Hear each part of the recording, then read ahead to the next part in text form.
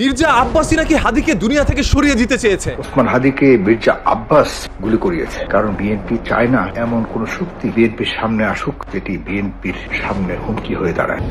তবে আল জাজিরার সাংবাদিক জুলকারনাইন সায়েল লিখেছেন, হাদির উপর যারা আক্রমণ করছে তারা ইতিমধ্যে ভারতে অবস্থান করছে।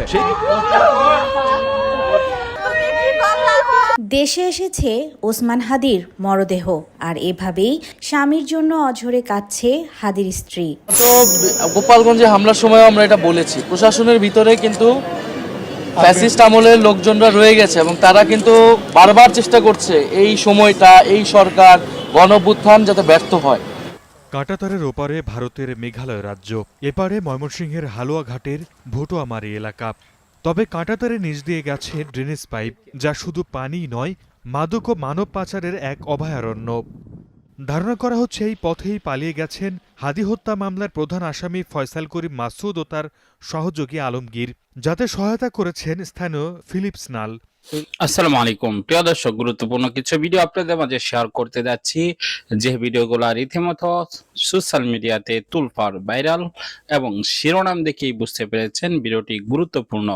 তাই একদম না টেনে সম্পূর্ণ ভিডিওটি আসুন লাইক করে শেষ পর্যন্ত দেখতে থাকি। মির্জা আব্বাসী নাকি হাদিকে দুনিয়া থেকে সরিয়ে দিতে চেয়েছে। ওসমান হাদিকে মির্জা আব্বাস গুলি করিয়েছে, কারণ বিএনপি চায় না এমন কোন শক্তি বিএনপির সামনে আসুক যেটি বিএনপির সামনে হুমকি হয়ে দাঁড়ায়।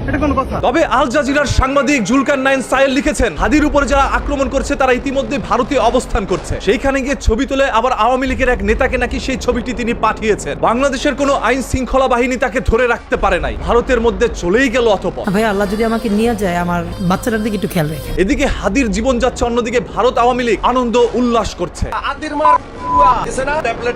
মনে হচ্ছে একজন হাদিকে শুয়ে দিয়েই তারা যেন বিজয়টাকে অর্জন করে নিয়েছে। বাংলাদেশে রাজাকারের কোনো ঠাঁই নাই, ঠিক আছে? কি খবর হাদি ভাইয়া? তোকে মতো রাজাকারের হেডা দিয়ে বেরিয়ে দেবো আমরা। মুজিব সৈনিক একমাত্র উপরে আল্লাহ ছাড়া কাউকে ভয় করে না। তবে বুঝতে পারে নাই এই এক হাদির জীবন গেলে লক্ষ হাদির জন্ম নিবে ঘরে ঘরে।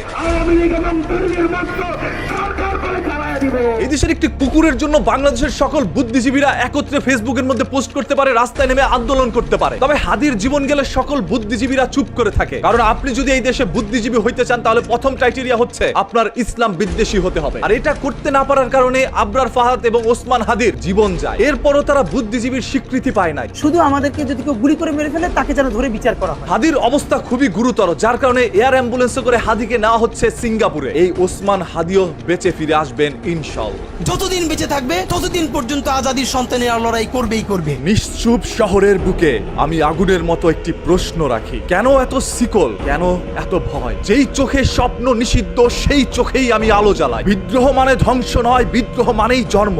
আমরা ভদ্র ভাষায় কথা বলে ফেলেছি অনেক, বিনিময় পেয়েছি লাঠি আর তালা। এবার শব্দ হবে হাতুড়ি, নীরবতা হবে অপরাধ। যে শাসন ভয় দেখায় সেই শাসনের রক্তে আমি প্রশ্ন ঢালি। আমার মায়ের কপালের ঘাম তোমার প্রাসাদের ঝাড়বাতি, আমাদের ঘামেই সভ্যতা দাঁড়িয়ে, তাই আমাদের রক্ত দিয়ে আজ পতাকার রং রঙিন। যদি ন্যায় চাইলে অপরাধী হয় তাহলে আমরা সবাই অপরাধী, যদি মাথা তুলে দাঁড়ালে বিদ্রোহ হয় তবে বিদ্রোহই আমাদের ধর্ম। মনে রেখো, আগুন নেবানো যায় তবে ছাইয়ের নিচেই আগুন জ্বলতে থাকে। এই সেই চিৎকার যা জন্ম নেয় দীর্ঘ অপমানের গর্ভে। যদি ন্যায় চাও তবে উঠে দাঁড়াও, আর যদি ভয় দেখাও তবে মনে রেখো, ভয় একদিন মানুষ গড়ে, আর সেই মানুষই একদিন ইতিহাস পাল্টে দেয়। আমি জানি বিদ্রোহ থামানো যায়, তবে বিদ্রোহীদেরকে থামানো যায় না। আমরা ঝড় ডাকি না, আমরা নিজেরাই ঝড় হয়ে উঠি। আমরা চুপ থাকলেই তোমরা রাজা, আর আমরা উঠে দাঁড়ালেই তোমাদের সিংহাসন হবে ইতিহাস। যে শাসন ভয় দেখিয়ে চলে সে জানে একদিন এই ভয়ই তাকে কবর দেবে। যদি মাথা নত করা তোমাদের শাস্তি হয় তবে অশান্তি হবে আমাদের স্বাধীনতা। তোমার আইন যদি অপরাধ রক্ষা করে তাহলে সেই আইন ভাঙাই আমাদের লক্ষ্য। আমরা ভিক্ষা চাই না, আমরা হিসেব চাই।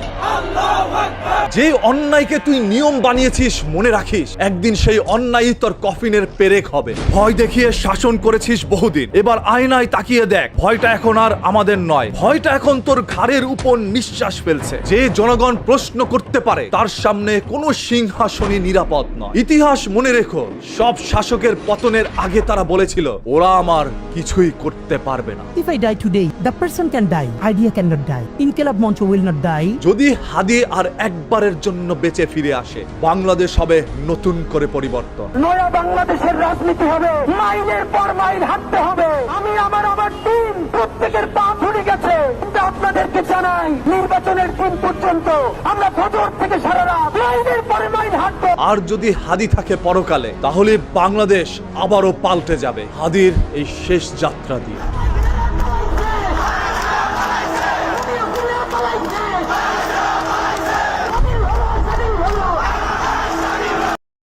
আমরা তো গোপালগঞ্জে হামলার সময় আমরা এটা বলেছি, প্রশাসনের ভিতরে কিন্তু ফ্যাসিস্ট আমলের লোকজনরা রয়ে গেছে এবং তারা কিন্তু বারবার চেষ্টা করছে এই সময়টা, এই সরকার গণঅভ্যুত্থান যাতে ব্যর্থ হয় এবং আমরা যাতে গণতান্ত্রিকভাবে উত্তরণটা করতে না পারি।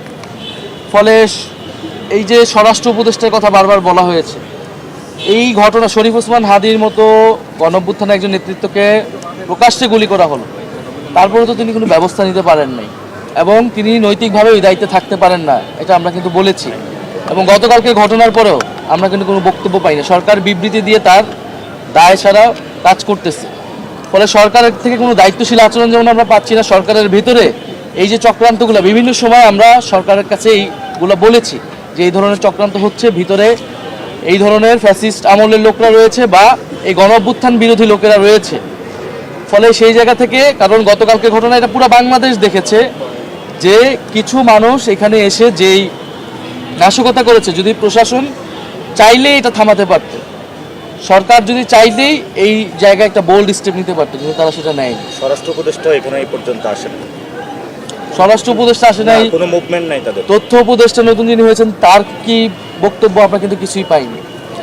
ফলে আমরা দেশবাসীর প্রতি এটাই আহ্বান করব, বাংলাদেশের প্রতিষ্ঠানগুলা, মিডিয়া এবং যে কোনো প্রতিষ্ঠানের নিরাপত্তা আমাদেরকে দিতে হবে এবং আগামীকাল শরীফ ওসমান হাদির যেহেতু জানাজা, সেই জানাজায় আমরা সকলে ঐক্যবদ্ধভাবে অংশগ্রহণ করব, শ্রদ্ধা এবং মর্যাদার সহিত আমরা তার শেষ বিদায় দিতে চাই। ঠিক আছে, ডান। ঠিক আছে, আমরা ডেইলি স্টারে যাব।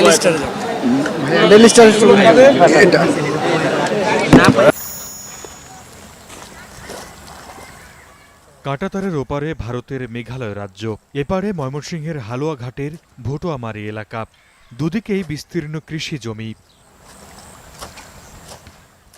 তবে কাঁটাতারে নিচ দিয়ে গেছে ড্রেনেজ পাইপ, যা শুধু পানি নয়, মাদক ও মানব পাচারের এক অভয়ারণ্য।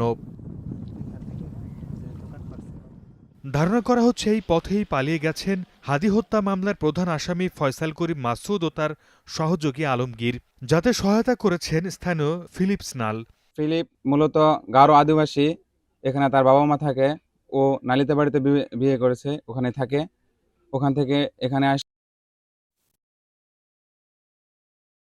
প্রিয় দর্শক, সম্পূর্ণ ভিডিওটি দেখলেন, বুঝতে পেরেছেন ভিডিওটি গুরুত্বপূর্ণ। আমরা অবস্থানে সে সকল আপডেট টপিকগুলো নিয়ে ভিডিও আপলোড করে থাকি, বর্তমান সময় উপযোগী এবং সারাদিনের ব্রেকিং নিউজ আপডেট টপিকগুলাই আপনাদের মাঝে সংক্ষিপ্তভাবে উপস্থাপনা করি। সংক্ষিপ্তভাবে সবকিছুই আপনারা অল্প সময়ে পেয়ে যান। প্রিয় দর্শক, পরবর্তী ভিডিও দেখার জন্য আমন্ত্রণ জানিয়ে বিদায় নিচ্ছি। আসসালামু আলাইকুম।